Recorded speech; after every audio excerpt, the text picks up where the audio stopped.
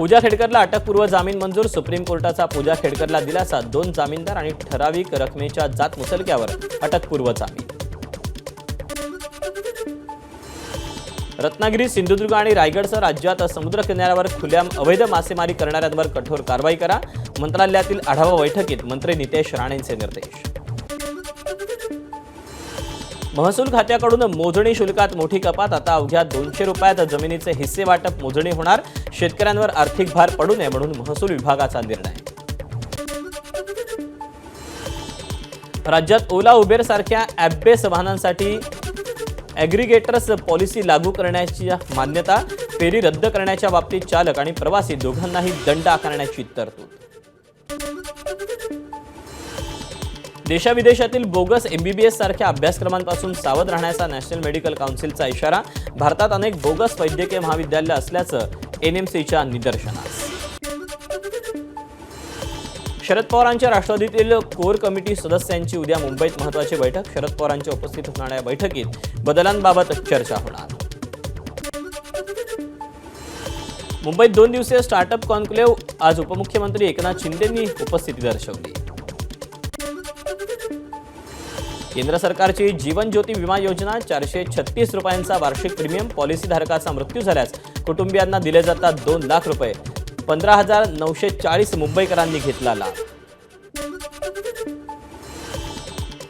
कथित मिठी नदी स्वच्छता घोटाळ्यात नवा खुलासा। संपूर्ण घोटाळ्यात मुंबई महापालिकेतील अभियंते आणि कंत्राटदारांनी हातमिळवणी केल्याचं तपासात समोर। पवई तलावाच्या पर्यावरण आणि जैवविविधता संवर्धनासाठी मुंबई महापालिकेच्या वतीनं कायमस्वरूपी तोडगा काढण्यात येणार। तलावात सोडण्यात येणारं सांडपाणी इतरत्र वळवणं आणि सांडपाणी प्रक्रिया केंद्र उभारण्याचा निर्णय। मुंबईच्या अंधेरी पश्चिमेत RTO कार्यालयासमोर रिक्षा आणि टॅक्सी चालकांचं आंदोलन। महाराष्ट्र सरकारच्या ई-बाईक टॅक्सीला विरोध। नवी मुंबईत आर्थिक वादातून व्यावसायिकाचं अपहरण करत हत्येचा कट। पोलिसांनी वेळीच तक्रारीची दखल घेत 3 आरोपींना 24 तासात केली अटक। पालघरमधील महिला आणि बालविकास कार्यालयाला भीषण आग। अनेक फाईल्स, कॉम्प्युटर, बांधकाम विभागाच्या फाईल्स आणि साहित्य जळून खाक। भाईंदर पूर्वेतील इंद्रलोक परिसरात बनाना लीफ हॉटेलजवळ धोकादायक स्पीड ब्रेकर।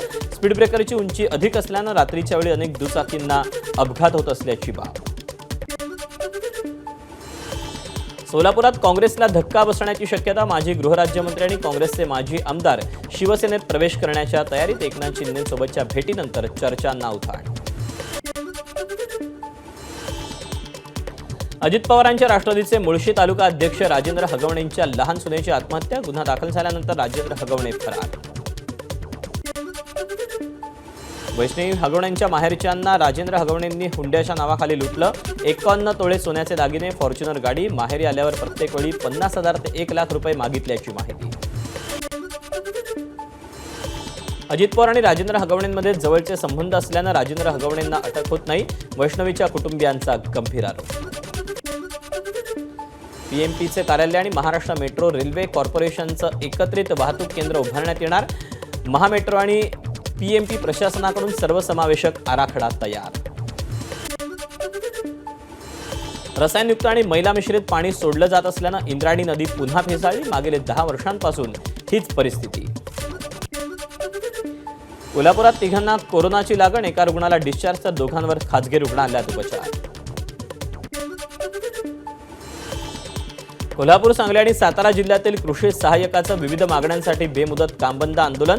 मागण्या पूर्ण न झाल्यास अवकाळी नुकसानाच्या पंचनाम्याचं काम करणार नाही। कृषी सहाय्यकांचा सरकारला इशारा। सोलापुरातील महावितरणच्या अतिरिक्त कार्यकारी अभियंत्यांसह 3 ACBच्या जाळ्यात। सोलार सिस्टीम बसवण्यासाठी 8,000 रुपयांची लाच घेताना रंगेहात अटक। सोलापूर MIDCतील आगीच्या दुर्घटनेची राज्य अल्पसंख्याक आयोगाकडून दखल। 7 दिवसात अहवाल देण्याचे जिल्हाधिकाऱ्यांचे निर्देश। पुण्यातील वारजे परिसरात विजेचा शॉक लागून 10 वर्षीय मुलाचा मृत्यू। घरासमोर खेळत असताना विजेच्या खांबाला स्पर्श झाल्यानं त्याचा मृत्यू झाल्याची माहिती। तोट्यात असलेल्या नागपुरातील 8 जिल्हा बँकांवर प्रशासक म्हणून शिखर बँकेची नेमणूक करा। राष्ट्रीय स्वयंसेवक संघ प्रणित सहकार भारतीची केंद्राकडे मागणी। नागपूर शहरात बोगस कंपन्यांच्या नावानं बनावट जीएसटी बिल तयार करणाऱ्या रॅकेटचा पर्दाफाश. संतोष शाहू, ब्रिजकिशोर मणियारसह 8 आरोपी अटकेत. खरीप हंगामाच्या तोंडावर कृषी विभाग ॲक्शन मोडवर. बोगस बियाण्यांच्या साठवणुकीवर आणि विक्रीला आळा घालण्यासाठी नागपूर जिल्ह्यात 15 भरारी पथकं तैनात. अमरावतीत शेतकऱ्यांच्या मागण्यांसाठी काँग्रेसचा भव्य ट्रॅक्टर मोर्चा. काँग्रेस खासदार बळवंत वानखेडे, माजी मंत्री यशोमती ठाकूर, सुनील देशमुखांसह काँग्रेसचे नेते, पदाधिकारी, शेतकरी मोर्चात मोठ्या संख्येनं सहभागी.